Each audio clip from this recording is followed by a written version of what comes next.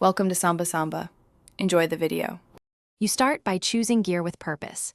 EMF for electronic spikes, camera for photo evidence, and thermometer to catch cold spots. Once done, assign roles quickly so you don't fumble.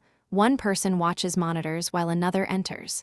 Make sure to place a camera outside the room and drop a motion sensor by the main doorway to record movement.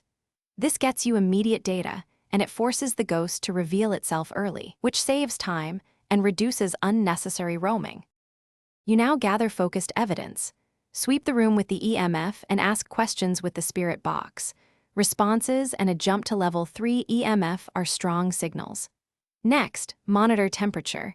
If it drops below freezing, use a photo of the spot and watch for breath or frost.